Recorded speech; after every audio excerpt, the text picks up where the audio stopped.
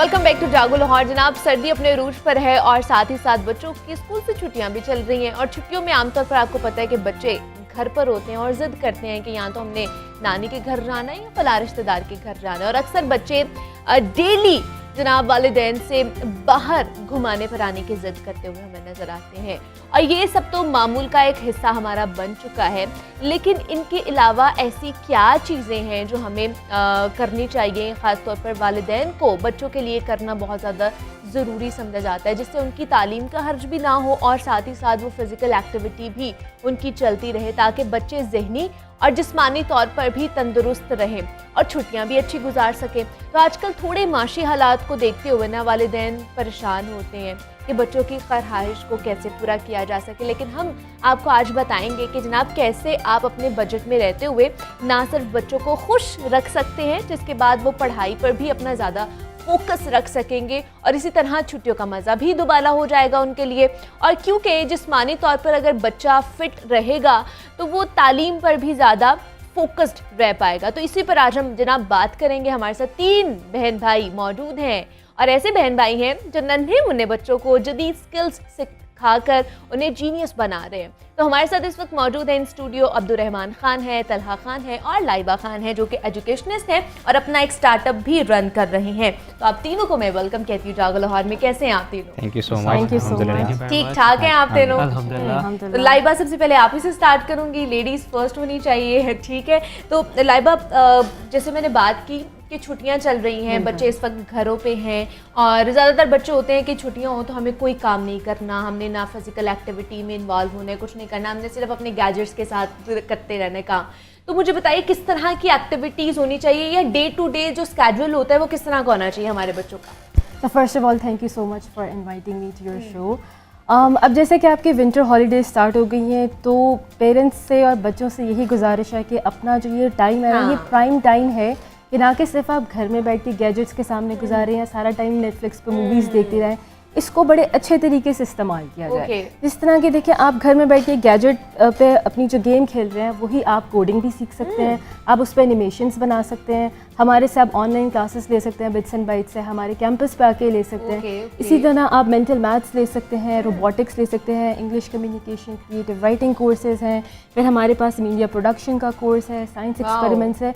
So you have this ample amount of time to utilize your vacations in a very nice and fun way. देखिए, बच्चों की तफरी भी हो जाती है, बच्चों की पढ़ाई भी एक फ़न लर्निंग वे में हो जाती है। तो ये बहुत ज़रूरी है बच्चे आएँ, हफ्ते में 1-2 दफ़ा आएँ, अपना प्राइम टाइम आके इसमें स्पेंड करें ताकि उनकी लर्निंग भी साथ साथ होती रहे, जो कि 21st सेंचुरी स्किल्स हैं। बहुत ज़रूरी है कि आप अपने फारिग टाइम में वो स्किल्स लर्न करें जो कि आगे उनको इन हॉलीडेज़ के बाद आगे 5-10 ईयर्स के बाद भी हेल्प करें। So that's the way I would recommend कि आप अपनी हॉलीडेज़ इन चीज़ों में स्पेंड करें। अच्छा, ठीक है। अब मैं तलहा आपसे ये पूछना चाहूँगी, जैसे फ़न लर्निंग है, जिस तरह लाइबा ने बात की कि बहुत ज़्यादा इसका एक तो फोकस होना चाहिए हमारी, और क्या हम इसके ऊपर फोकस कर रहे हैं? यहाँ पर हमारे स्कूल में फ़न लर्निंग करवाई जा रही है, सिर्फ लर्निंग तक हम महदूद रह गए? देखें, fun learning has to be defined, लेकिन मेरा मानना ये है कि पहली चीज़ तो जो छुट्टियाँ आ गई हैं, I want to tell parents के आप एट दिस टाइम बच्चों को किसी तरीके से ना लर्निंग के नाम पे ना बर्डन ना करें। ठीक है। लर्निंग के नाम पे they should have fun. First of all आपने जैसे इंट्रोडक्शन में बोला कि फिजिकल एक्टिविटीज़ होनी चाहिए। So guys, go out there and play. जिस तरह मुझे भी कहते हैं बॉल लगा यहाँ पे, क्रिकेट का चोट लगी है। So go out there and play, number 1। Number 2 is जो फन लर्निंग की आपने बात की, जिस तरह मिस लाइबा ने बात की कि ये जो आप में जैसी शाम होनी, ठंड होनी, आपने इंडोर्स चले जाना है ना। वंस यू गो इंडोर्स, उसमें आपने गैजेट्स को, you are prone to touch the gadgets and then have them. तो उसका यही पर्पज़ है कि ठीक है, आप अपना एक एंटरटेनमेंट पर्पज़ के लिए गैजेट्स को यूज़ करें, but at the same time आप हफ्ते में 1 दिन 2 दिन मैक्सिमम इसी हॉलीडेज़ में कुछ ऐसा स्किल भी लर्न करें उन्हीं गैजेट्स के थ्रू, जिसमें रोबोटिक्स, कोडिंग आ गया, जिसमें आप जो आप गेम खेल रहे हैं और वही आप गेम बनाना सीख लें। सो आई थिंक दैट्स फन। ठीक है, एक तरह से आप लर्न भी कर रहे हैं and then you having fun. And similarly robotics, आप रोबोट्स, मशीनों के इतने कार्टून्स देखते हैं, स्पेस साइंस के ऊपर मूवीज़ देखते हैं, डॉक्यूमेंट्रीज देखते हैं, कार्टून शोज देखते हैं। Make some robots about space science और machinery, police system.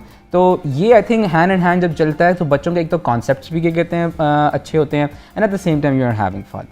So why not? And another thing is, because I teach English writing and communication skills, मैं बच्चों से कहूँगा guys, पूरे दिन में सिर्फ 10 to 15 minutes के लिए just read a book, just read anything wherever you can. In the longer run, it's gonna be very helpful to you. Exactly लेकिन ये सब करने से पहले बच्चों के खासतौर पे इन्वॉल्वमेंट से पहले ना हमारे पेरेंट्स के इन्वॉल्वमेंट होना बहुत ज़्यादा ज़रूरी, उन्हें अवेयरनेस होना चीज़ों के बारे में बहुत ज़्यादा ज़रूरी है कि अच्छा ये मेंटल मैथ है क्या, रोबोटिक्स है क्या, किस तरह इसमें जाया जा सकता है, कहाँ से ये कोर्सेज होते हैं, ये जानना उनके लिए भी बड़ा ज़रूरी है। मेरे ख्याल से अब तक तो ज़्यादातर पेरेंट्स अवेयर हो चुके हैं इन तमाम तर चीज़ों से कि कहाँ जाना है हमें और कहाँ नहीं जाना है, कहाँ हमें पैसे वेस्ट नहीं करने, ये ज़्यादा ज़रूरी है।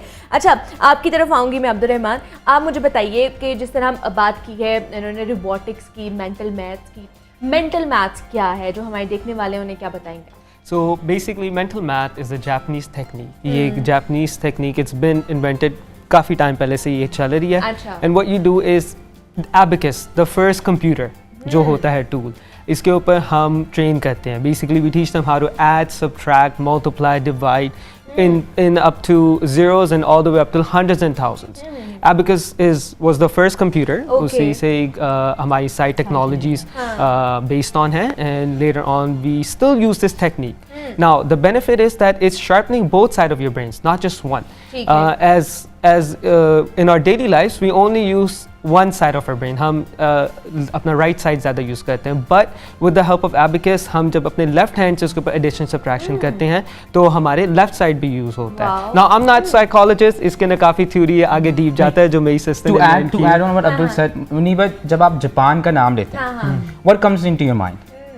मतलब टेक्नोलॉजिकल एडवांस, हाँ, इतनी एडवांसमेंट वहाँ पर आ रही है, मतलब हमसे तो वो 10 से 20 साल आगे हैं इस वक्त। 100 साल आगे, 100 साल आगे। When speaking of Japan, पिछले संडे अखबार आया है, अच्छा, एडिटोरियल, उसमें आया था कि what was the reason behind Japanese rise, Japan का राइज कैसे हुआ 1960s के बाद में। अच्छा, and it was so shocking कि उन्होंने कहा one of the reason was कि 60s 70s में दुनिया स्कूलों में कैलकुलेटर अडॉप्ट कर रही थी, क्योंकि मैं अपने फादर से पूछता हूँ, ही इज एन इंजीनियर, तो वो कहते हैं हाँ हम 70s 80s में हमने कैलकुलेटर्स यूज़ करना शुरू कर दिए थे। On the other hand Japan में abacus was on the rise, और ये बीबीसी की डॉक्यूमेंट्री बनी हुई है, बीबीसी ने एक डॉक्यूमेंट्री स्पेशली बनाई है कि abacus played such a pivot role कि जिससे जापान का जो मेंटल लेवल जो है ना जापानीज, एक एवरेज जापानीज का, वो कहाँ से कहाँ चला गया, एवरेज टू ग्लोबल सिटीजन। तो हमने ये इस चीज़ को हमने बहुत फोकस किया, और miss Laiba is an expert in this कि यार ये कितना लाइक इम्पोर्टेंट कॉन्सेप्ट है। हम लोग हर बच्चा यहाँ पे पाकिस्तान में कहता है maths and science you should be good at, पर learn like how to do that maths properly in like a mathematical and mental way. Wouldn't that be amazing कि आप एक विद इन सेकेंड्स कैलकुलेशंस कर लेते हैं। अखबार में लिखा हुआ कि 15 डिजिट्स तक की कैलकुलेशंस वहाँ पे एक एवरेज जापानीज बच्चा ना 1.5 सेकंड्स में कर लेता है। 1.5 seconds Muniba, how is that possible? लेकिन this is happening in Japan.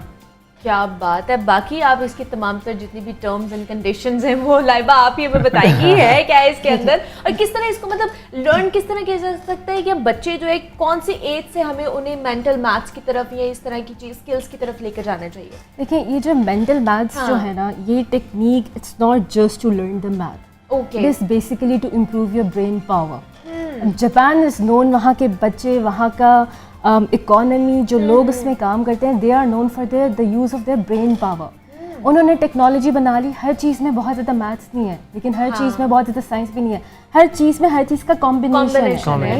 तो आपने अपने ब्रेन को पॉलिश करना है। 51 + 36 + 24 + 39, व्हाट इज़ द आंसर? बच्चा आपको 1 सेकेंड में बता देगा।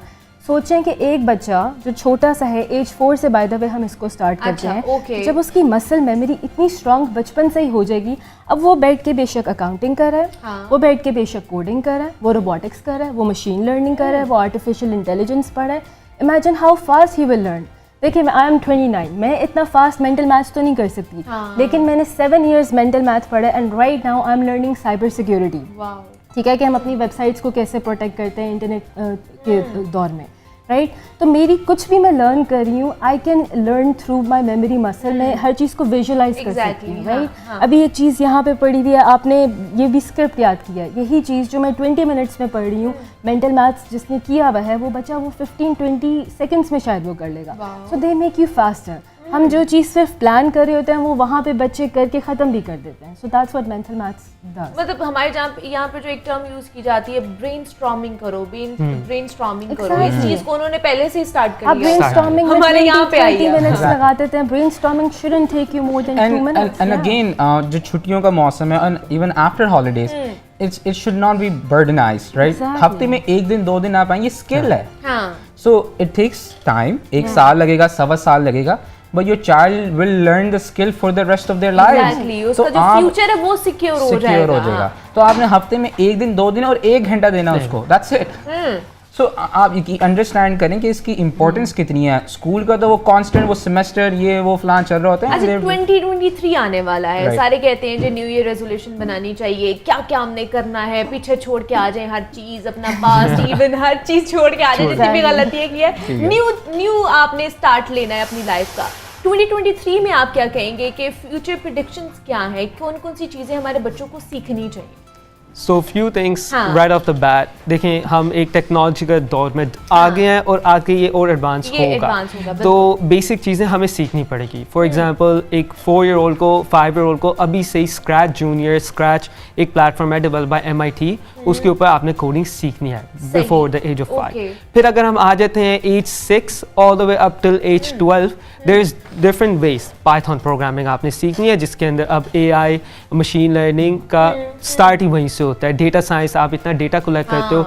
हम जो फ़ोन यूज़ करते हैं ऑलमोस्ट 140 थिंग्स एवरी क्लिक पे कंपनीज गैदर कर रही होती हैं. Now what do you do with all this data? आपको एनालाइज करना है and then to analyze it you need to learn some programming languages. तो आपको अभी से ही पाइथन सीखनी है. आपने बैक एंड में डेटा को कैसे मैनेज करते हैं वो सीखना है. तो from as 6 all the way age 12 तक these are the languages you need to learn. Then you go from age 12 and onwards. उसमें आपके आ जाते हैं more difficult courses. Now you need to get serious and इसमें जो real life जब आप jobs पे जाते हो, for example I worked in IBM Detroit as a web developer. उसके अंदर फिर you need to learn how to make front end websites, how to make back end websites, how to manage all this accounts and everything, right? So these are the skills you need to learn from 12 and onwards. Now there's a lot of self-learning आपकी होती है कि घर बैठे there is websites like ours. हमारा एक पूरा learning management system है जिसके ऊपर हमारे सारे courses हैं that Canadian certified और हम यहाँ पे भी उनको push कर रहे हैं जो हमारे centers नहीं आ सकता. Now Pakistan is such a big country and not just Pakistan, even just Lahore में अगर देख लें और 12 करोड़ आवाम है हमारी. Not everyone can come to our DHS center or Wabra town center, you know. There is very far and then जो traffic के हालात हैं that's another thing and parents they're working in the morning फिर शाम में they get tired बच्चों का. So for that हमने उसके लिए parents and it's quite cold as well. धुंध भी बहुत ज़्यादा, फॉग भी आजकल काफ़ी ज़्यादा, तो उसके लिए भी have developed this system.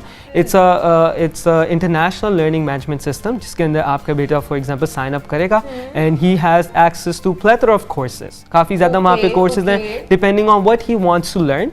And उसके अंदर once he does 3 months 6 months course he gets a certificate and for that certificate हमारी आगे जो कोशिश है we will get them internships in different departments as well in Pakistan ताकि उनका what they have learn theoretically उसको प्रैक्टिकली यूज़ करें. And basically it's learn by doing. Yes. तो इसमें कोई वो नहीं है.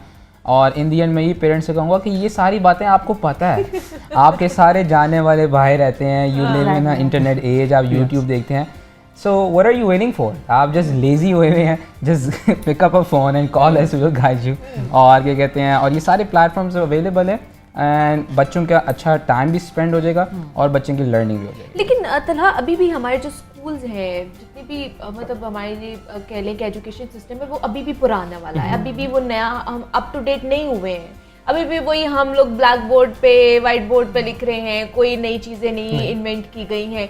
तो कब तक ये चलेगा और कब तक फिर हम लोग नई चीज़ों में इन्वॉल्व हो पाएंगे? लेकिन इट टेक्स सम टाइम क्योंकि हमारा जो पब्लिक एजुकेशन सिस्टम है और एक हमारी आबादी बहुत बड़ी है to compete with the different world. लेकिन येस यू आर राइट, पुराना है लेकिन हमें इसी सिस्टम को आहिस्ता आहिस्ता ये अपने अपने रोल अदा करना पड़ेगा और ये हम एक इसके अंदर रेडिकल चेंज नहीं ला सकते. तो आपका जिस तरह का रोल है मीडिया का रोल अदा करना पड़ेगा. हम एजुकेशनिस्ट हैं, हम सबको अपना कलेक्टिव एफर्ट डालनी पड़ेगी. तो हम I think at certain stage of like in time और लाइफ हम अचीव कर सकते हैं. but we cannot just blame the government. We cannot just depend upon the government. हमें उनके साथ काम करना चाहिए. And we are open to work with anybody, to collaborate with anybody, ठीक है. and we all have to play our shared role. Collectively अपना role जो है हमें प्ले करना है. वो सिर्फ एजुकेशनिस्ट नहीं है, सिर्फ जो हमारी गवर्नमेंट है सिर्फ उसने नहीं करना, हमने भी करना है. इवन दो के पेरेंट्स ने भी इसके ऊपर अपना जो ड्यूटी है, अपनी जो जिम्मेदारी है वो निभानी है. हमारे साथ जनाब अब्दुल रहमान, तलहा और लाइबा मौजूद थी. आप तीनों का बहुत शुक्रिया, बहुत अच्छा लगा आप लोगों से दोबारा से मिलके. और जनाब ये 3 बहन भाई हैं, एजुकेशनिस्ट हैं और अपना एक स्टार्टअप भी रन कर रहे हैं और बच्चों को जीनियस बनाते ही जा रहे हैं. तो मुझे अब आपने इजाज़त देनी, अपना बहुत सारा ख्याल रखिएगा. कल आपसे दोबारा मुलाकात होगी, तब तक के लिए अल्लाह हाफ़िज़.